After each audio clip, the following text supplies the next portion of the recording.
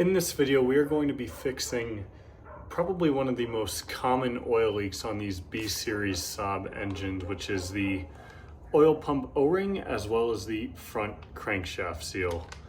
Let's get started. This is a very common oil leak on the B204s, the B234s, B205s, B235s, basically majority of the engines that are found in this era of Saabs, the NG900, the OG93, the 95s. And so to access the crankshaft, which we need to remove, we need to pull off this cover right back here. This is one of the last big fixes that I'm doing to it before I list it for sale. So without further ado, my first step is going to be taking tension off our serpentine belt. The serpentine belt obviously wraps around the crankshaft, and so we need to take the serpentine belt off in order to get access to remove the crankshaft. So the tensioner is sitting right there next to my finger, and there's a little 1/2 inch opening, so you can stick some 1/2 inch extensions in there, pull it forward, and that'll take tension off the belt, which will allow us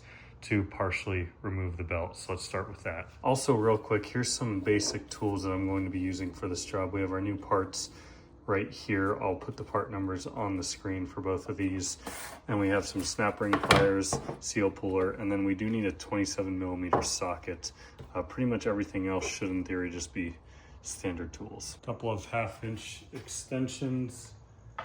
Stick that right in there and pull. That just by doing that allows us to release the belt. To get access to the crank pulley, I need to remove this little splash shield here. And there's a 3rd bolt on the bottom.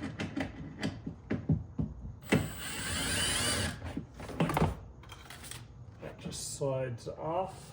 And so this crank pulley is held on by a 27mm bolt. Oh my gosh. All right, I'm gonna slide the belt back behind the pulley so it's not in the way. I'm having trouble getting the crank pulley off because this middle part of the fender liner is just in the way. It's getting stuck on that. I'm feeling it's almost there, so I'm gonna just try and pry that a little bit. See if I can create a little more space. Ah, there we go. This reveals our next part here, which is this gigantic snap ring. And I do not think that the snap ring I have is going to be big enough for this, but we will try. Essentially need to stick something in both these holes, squeeze the ring together, and then the ring will come out. That will allow us to pull out this metal housing here, which has our crank seal. And then inside of this housing is going to be our oil pump O-ring. Well, downside of doing this job late at night is my snap ring pliers are not big enough for that. So I'm gonna have to run to the store in the morning. So at this point, really the only thing I can do is remove our crank seal. So it's just a gear puller tool. And if I just stick this in here, that came right out without any issue. The next day. We have got our, not technically snap ring pliers, but pliers that we're going to use. This is actually a bike chain tool that my buddy Lucas, Saving Saabs, recommended I pick up. So big shout out to him. I'll put a picture on the screen of what this is. And it is just big enough, if you spread it the whole way out, that you can get on the snap ring. Unfortunately, the Harbor Freight set was still too small. This is a pretty big snap ring, so let's see.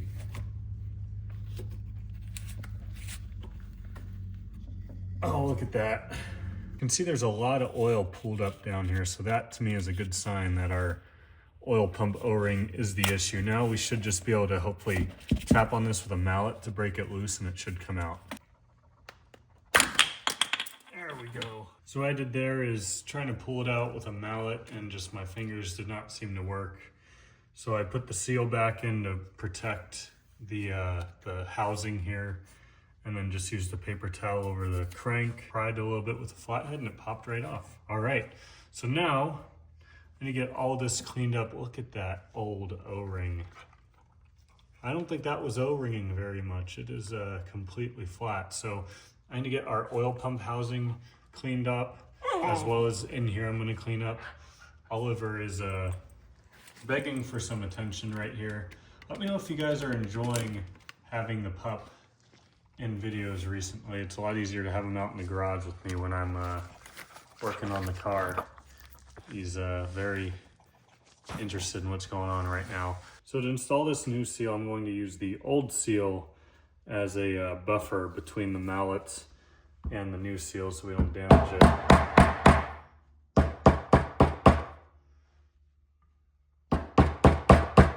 So a good way to check is you can look just right in here, and the bottom of that seal should be seated against this oil pump cover here. So it's going to sit a little bit in from this lip, as I've noticed, but you just want to make sure it's even the whole way around, kind of like I have it. This oil pump O-ring is so dry rotted, it's coming apart as I'm trying to pry it out. Yep, there you go, look at that, it just broke. Wow. That is very stiff. Wow, it's just falling apart right in my hands. New O-ring. Nice and easy.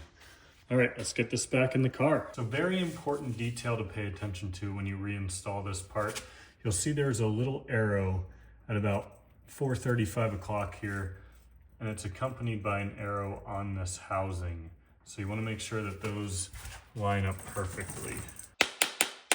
Okay, just very lightly. Mallet was not doing it, so just incredibly lightly. You could see I was barely moving the hammer. I think this was just a little bit off, but I think it found its spot, and it's now seated in there evenly the whole way. Clean up the snap ring a little bit.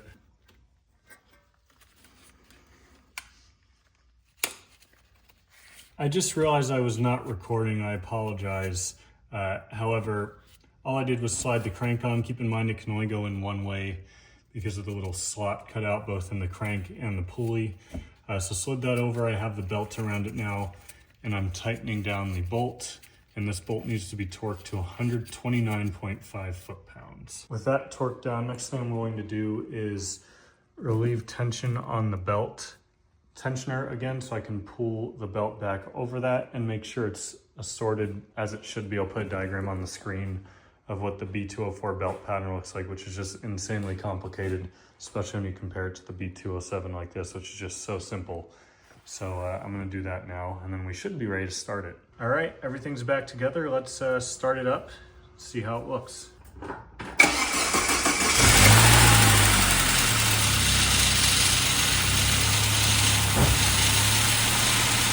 Car has been running for 20 minutes. Sounds and looks great. Absolutely no signs of a leak, so that is awesome. Now all I've got to do is put this little splash shield back on, put the wheel back on, torque it down, and we're good to go. But thank you all so much for watching. Give this video a thumbs up if you enjoyed it, and I'll see you all very soon in another video.